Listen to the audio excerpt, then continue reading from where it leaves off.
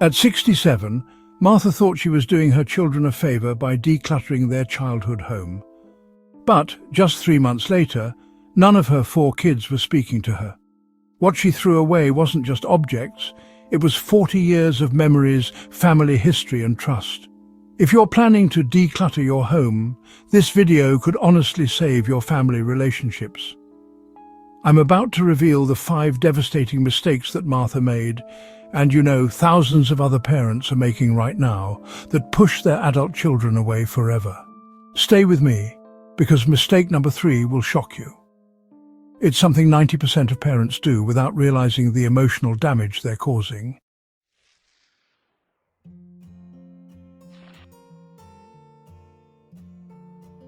Welcome back to the Senior Reset, where we help you navigate life's biggest transitions with wisdom and grace. I'm here to share a story that, might hit close to home. Meet Martha Rodriguez, a retired teacher from Phoenix who raised 4 successful children in the same house for 35 years. When her husband passed, she decided it was time to downsize and move to a smaller place. What seemed like a practical decision became a family nightmare that tore apart relationships she'd spent decades building. Here's the thing, decluttering after decades in one home isn't just about getting rid of stuff. It's about handling family history, childhood memories, and emotional attachments that run deeper than you might realize. Before we dive into Martha's mistakes, hit that like button if you've ever faced the overwhelming task of decluttering a family home. And drop a comment below. Are you currently dealing with this challenge?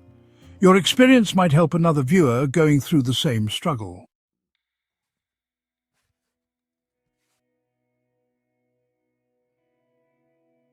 Martha's first devastating mistake was making decluttering decisions completely alone, without involving her children in the process. She thought she was being considerate. Why burden them with the emotional weight of going through decades of family belongings? She spent 3 weeks secretly sorting through everything while her kids were busy with their own lives, convinced she was sparing them the difficult task of making tough decisions. The problem? Martha had no idea which items held deep sentimental value for her children.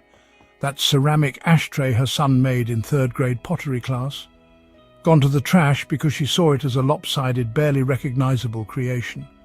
Her daughter's collection of horse figurines from her teenage years, donated to Goodwill because Martha assumed her 35-year-old daughter had outgrown such childish interests. The wooden recipe box that belonged to Martha's mother, filled with handwritten cards her daughter had always planned to inherit, thrown away because Martha thought it was just old kitchen clutter, and assumed everything was digitized these days. When her children discovered what had happened during their first visit to Martha's new apartment, they felt betrayed, excluded, and robbed of their chance to preserve family memories. The silence that followed Martha's explanation was, honestly, deafening. Here's what you need to understand. Adult children often have different emotional attachments to family items than you might expect. That junk in the basement might contain their most treasured childhood memories. The solution? Create a family inventory process that includes everyone who matters. Take photos of questionable items and send them to your children with a simple message. Planning to donate this? Any interest in keeping it? Give them at least 2 weeks to respond, understanding that busy lives sometimes delay responses. Consider hosting a memory day where family members can visit and claim items that matter to them. Make it a celebration, not a chore. Serve their favorite childhood snacks and encourage storytelling about the items they choose. Remember, this isn't about being unable to make decisions. It's about honoring the fact that these items represent shared family history, not just your personal belongings. Have you ever regretted throwing something away that turned out to be important to someone else? Share your story in the comments below. Your experience could prevent another family from making this heartbreaking mistake.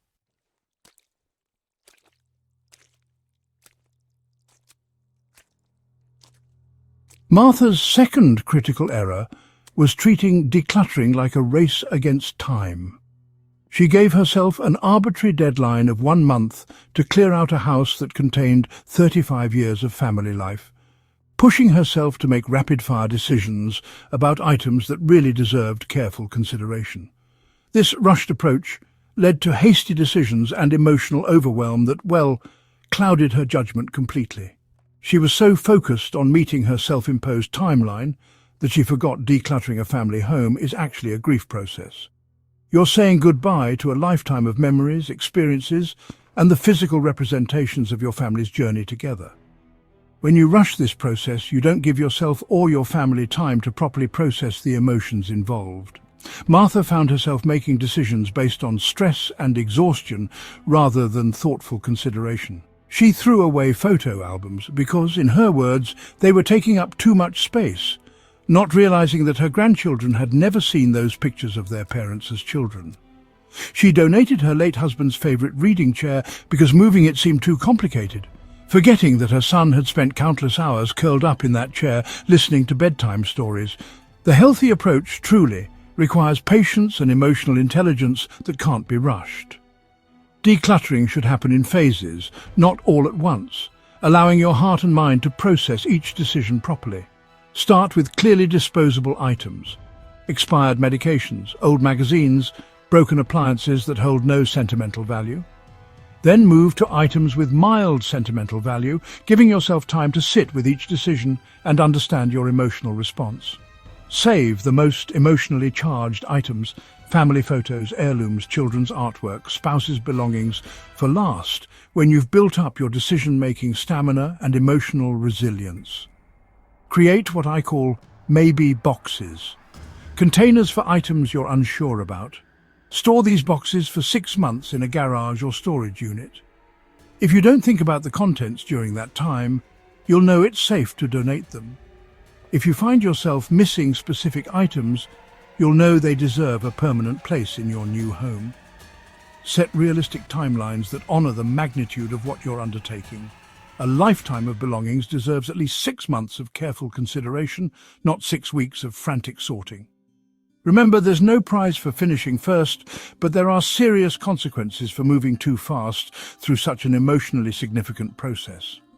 What's your biggest fear about the decluttering process? Let us know in the comments. You're probably not alone in that worry, and sharing might help others feel less isolated.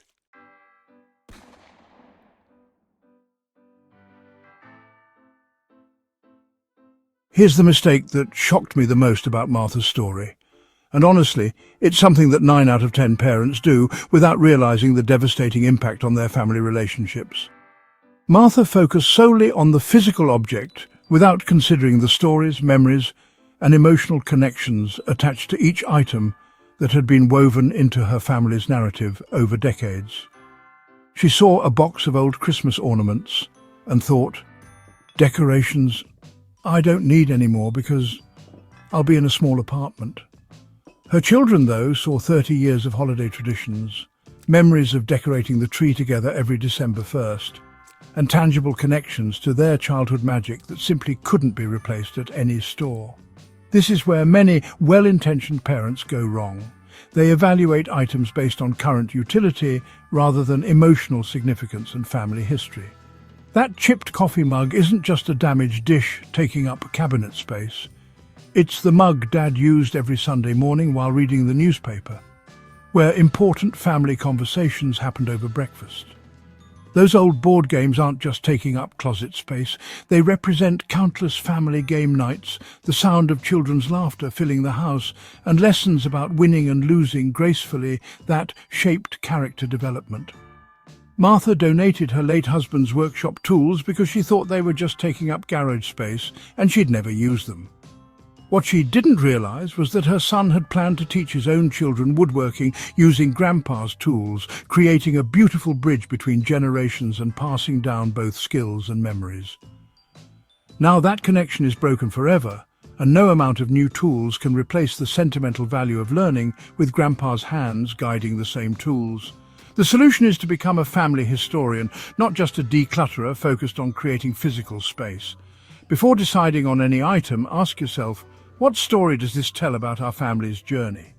What memories are attached to this object that might be important to preserve? Who in the family might want to continue this story with their own children? Create a family memory book where you document the stories behind significant items before they leave your home permanently. Take photos and write brief descriptions. This is the mixing bowl where we made Christmas cookies every December. Your grandmother brought this from Ireland in 1952, and it's been part of our holiday tradition ever since. Even if the physical item goes away, the story remains preserved for future generations. Consider that some items gain value not from their monetary worth, but from their ability to trigger positive memories and maintain family connections across generations and decades. When you ignore these stories, you're not just getting rid of clutter. You're erasing family history that can never be recovered or recreated.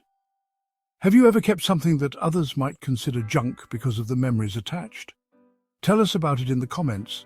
These stories matter more than you know and might inspire others to preserve their own family treasures.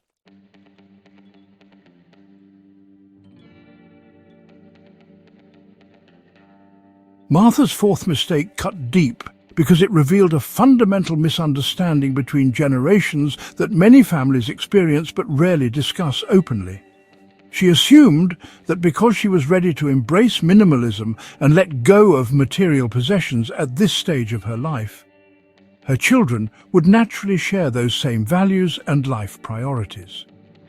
This assumption led to devastating consequences that could have been easily avoided with simple communication and understanding of different life phases. Martha had reached a life stage where she was focused on simplifying, reducing her possessions, and embracing what she called freedom from stuff after decades of accumulating and maintaining a household. But her adult children were in completely different life phases, with entirely different needs and perspectives. Her 35-year-old daughter was building her own family traditions and wanted to incorporate meaningful items from her childhood home into her new family's story. Her 40-year-old son was starting to think about what he'd passed down to his own children, understanding for the first time the importance of family legacy. Her youngest, at 28, wasn't even ready to think about inheritance, but wanted the security of knowing family treasures would be preserved until she was emotionally and practically ready to receive them. The generational disconnect became painfully clear when Martha sold her grandmother's china set at a garage sale for $25 because young people don't use fine china anymore and it's just gathering dust.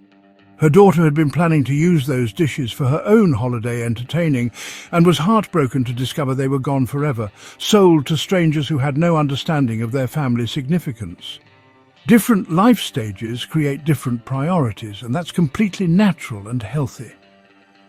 While you might be focused on downsizing and simplifying after decades of homemaking, your adult children might be in acquiring and nest-building phases of their lives. They're not being materialistic or unable to let go. They're trying to create stability and tradition for their own families while honoring the foundation you provided. The solution requires honest communication about values and expectations without judgment.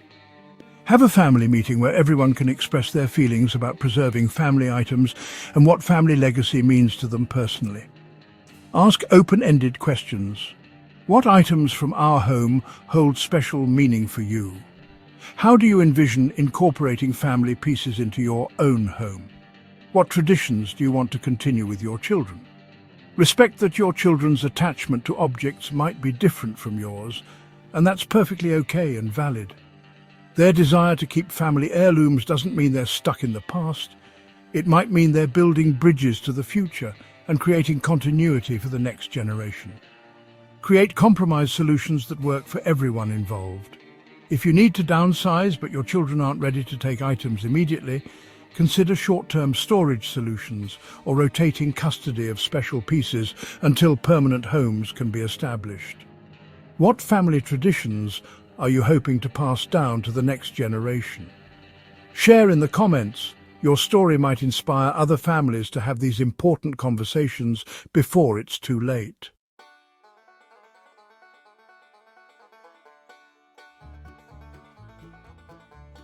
Martha's final and perhaps most heartbreaking mistake was treating the end of her family home like a business transaction, rather than the emotional milestone it really was for everyone involved. She scheduled movers, packed boxes, and handed over keys, without creating any meaningful way for her family to say goodbye to the place where they'd grown up, celebrated holidays, weathered storms, and built their foundation as human beings. This oversight turned what could have been a healing transition into a traumatic loss that her children are still processing 2 years later, affecting their relationship with both Martha and their own sense of family identity. Here's what many parents don't realize. Your family home isn't just your house. It's the backdrop for your children's entire childhood story and the foundation of their understanding of family, security, and belonging. Every room holds memories that shaped who they became. Every corner has witnessed important moments that contributed to their development. And the physical space itself represents security, belonging, and family identity that can't be replicated anywhere else. When you sell or leave that home without acknowledging its emotional significance, you're essentially telling your children that their childhood memories don't matter enough to deserve a proper farewell or recognition.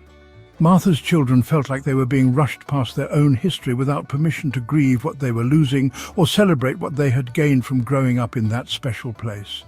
The solution involves creating intentional closure rituals that honor both your need to move forward and your family's need to process this major life transition together. Plan a family goodbye gathering before you move, making it a celebration of memories rather than a sad ending. Walk through the house together, sharing favorite memories from each room and allowing everyone to contribute to the storytelling. Let everyone tell stories, laugh, and even cry together without judgment or time pressure.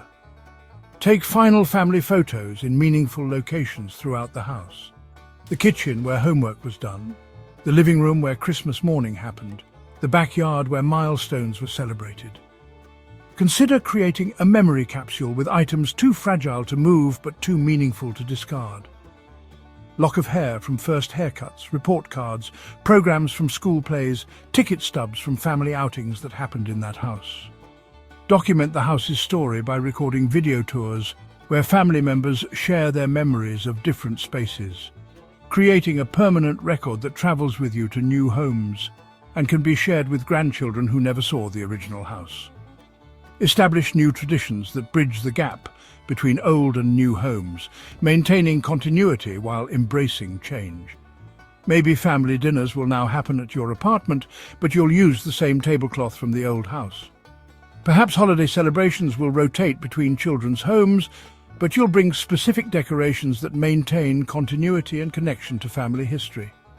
Create space for grief, because leaving a family home is a legitimate loss that deserves recognition and processing time, not rushing or minimizing.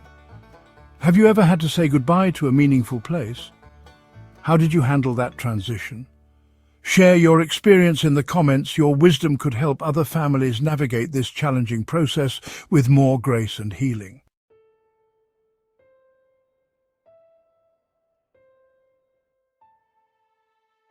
Here's the beautiful ending to Martha's story that gives me hope for every family facing this challenge. After 2 years of broken relationships and family therapy sessions, Martha's family found their way back to each other.